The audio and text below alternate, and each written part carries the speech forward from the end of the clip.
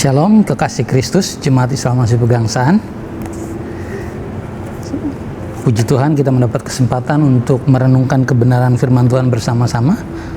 Mari kita berdoa sebelumnya. Bapa di surga, kami berdoa memohon hikmat yang dari Engkau. Roh Kudus menolong kami untuk memahami kebenaran firman Tuhan yang akan kami dengar bersama, dan lebih dari itu untuk menjadikan kami pelakunya. Dalam nama Kristus Yesus kami mohonkan ini kepada Bapa di surga. Amin. Hari ini saya akan berbicara mengenai kekuatan perkataan. Bacaan saya ambil dari Matius 12 ayat 36 dan 37. Saya bacakan untuk kita. Tetapi aku berkata kepadamu, setiap kata sia-sia yang diucapkan orang harus dipertanggungjawabkannya pada hari penghakiman.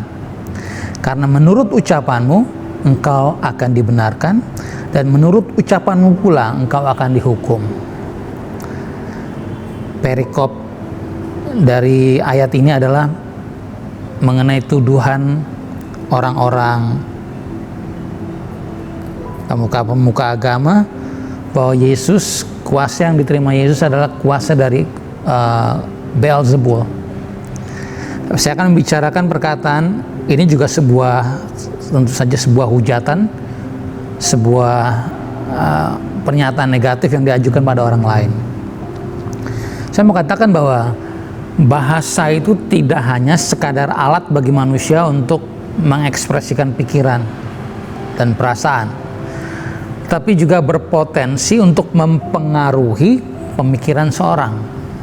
Kita kenal istilah cuci otak atau indoktrinasi.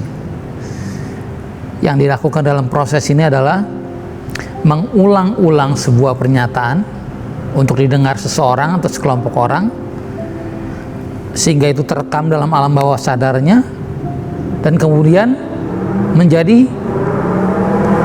sesuatu yang dia percayai sebagai kebenaran. Jadi sesuatu yang diulang-ulang untuk didengarkan pada seseorang atau sekelompok orang, sehingga mereka merekam pernyataan itu dan kemudian termanifestasi dalam sikap dan pikiran mereka. Mereka menganggap bahwa apa yang terus mereka dengar secara berulang-ulang itu adalah sebuah kebenaran. Biasanya hal ini dilakukan dalam dunia intelijen.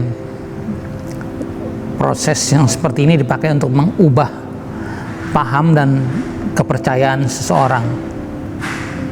Bahkan untuk mengubah sebuah fakta misalnya. Saya menonton tayangan History Channel. Seorang kontraintelijen bernama Charles Doty diceritakan ditugaskan untuk menutupi proyek-proyek rahasia Angkatan Udara Amerika Serikat.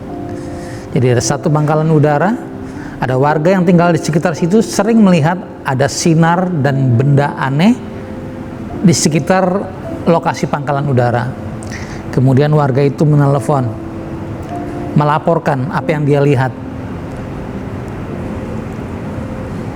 Pangkalan udara menugaskan Doty untuk mendatangi orang tersebut, kemudian mencuci otak orang itu dengan menceritakan hal-hal yang berbeda dari itu. Tujuannya untuk menutupi proyek rahasia Angkatan Udara tentu saja. Dia malah menceritakan bahwa apa yang dilihat oleh warga adalah UFO, benda asing, makhluk luar angkasa.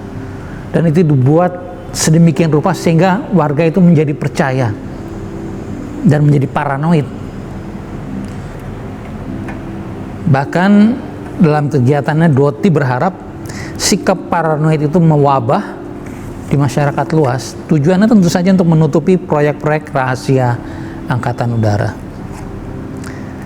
Tapi saya juga mendengar cerita tentang seseorang yang melamar pekerjaan menjadi juru ketik di sebuah perusahaan. Ia melewati sebuah tes, lalu hasil tesnya keluar.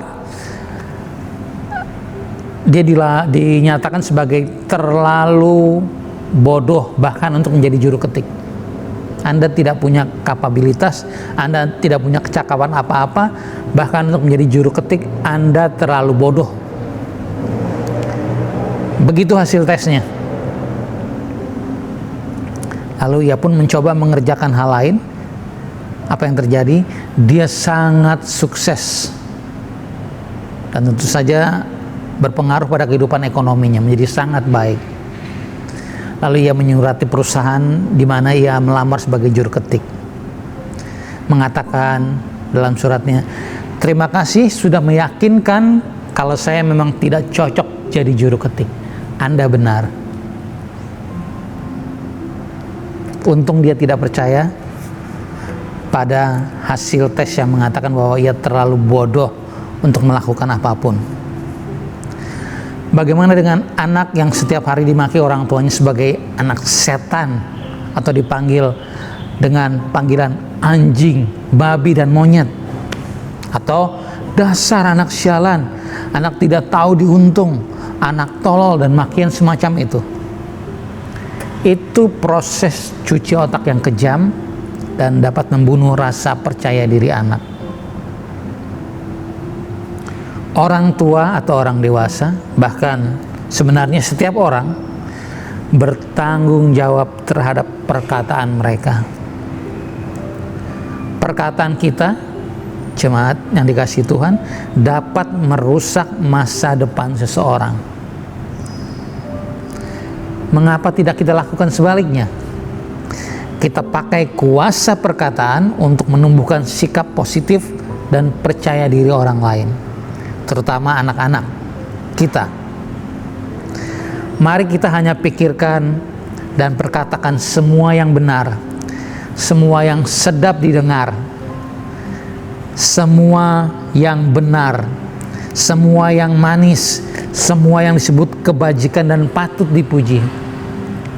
Mengapa tidak kita pikirkan dan perkatakan itu? Mari kita gunakan kata-kata berkat dalam proses pengasuhan anak-anak kita, atau ketika kita berkomunikasi dengan teman-teman kita. Percayalah, segala kebaikan akan kita lihat dan bahkan juga akan berdampak pada kita. Seperti dikatakan dalam Amsal 18:21, hidup dan mati dikuasai oleh lidah. Siapa suka menggemakannya akan memakan buahnya. Kalau perkataan-perkataan yang membangkitkan rasa percaya diri, yang membawa pada kehidupan, itu juga kita akan berdampak kepada kita juga akan memakan buahnya. Sebaliknya, jika itu kata-kata yang mematikan, itu pun akan berdampak kepada kita. Kiranya kita bijak menggunakan perkataan ketika berkomunikasi dengan orang lain. Gunakan kata-kata yang memberkati orang lain. Tuhan Yesus memberkati. Kita berdoa. Bapa di surga, terima kasih kami sudah mendengar kebenaran firman Tuhan. Biarlah Roh Kudus menolong kami ketika kami berinteraksi dengan orang lain, dengan keluarga, bahkan dengan anak-anak kami. Tolong kami untuk hanya memperkatakan kata-kata yang baik, kata-kata yang dapat mendorong mereka, memotivasi mereka untuk menjadi pribadi-pribadi yang lebih baik. Terima kasih Tuhan untuk kebenaran firman-Mu. Dalam nama Yesus Kristus kami berdoa. Amin.